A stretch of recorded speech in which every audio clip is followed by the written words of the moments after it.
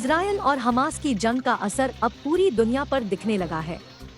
Israel का दावा है कि 80 देश उनके समर्थन में खड़े हैं, जबकि कई देश फिलिस्तीन के समर्थन में भी खड़े हैं। भारत के कई शहरों में शुक्रवार को फिलिस्तीन के समर्थन और इजरायल के विरोध में प्रदर्शन हुए। इधर जमशेदपुर के मानगो आजाद नगर में जुमे की नमाज के बाद मुस्लिम समाज के लोगों ने फिलिस्तीन के समर्थन में प्रदर्शन कर इजरायल के खिलाफ अपनी नाराजगी जाहिर की। नमाज के बाद मुस्लिम समुदाय के लोगों ने हाथों में पोस्टर लेकर फिलिस्तीन के खिलाफ प्रदर्शन किया। लोगों का कहना था कि जितनी जल्दी हो सके यह युद्ध रुकना चाहिए। यहाँ प्रदर्शन में शामिल फखरुद्दीन अंसारी ने कहा कि बीते 70 वर्षों से इजरायल जुल्म कर रहा है। ऐसे में यूएन सोसाइटी को इसमें हस्तक्षेप कर इस पर पहल करनी करते हुए इस मसले को सुलझाना चाहिए।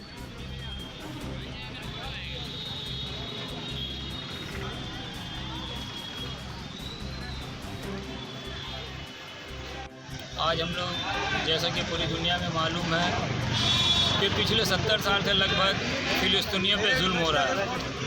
जुल्म की इंतहा यहाँ तक हो गई है, बताने की ज़रूरत नहीं है। जितनी भी दुनिया में बड़ी मीडिया चलती है वहाँ से तस्वीरें आ चुकी है कि छोटे छोटे बच्चों को मार दिया जाता है, औरतों की आबरू लूटी जाती है।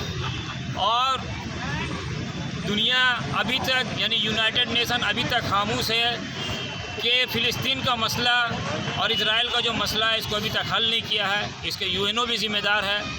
और ये जो जंग बार बार होता है, ऐसा नहीं कि वहाँ पहली बार जंग हुआ है।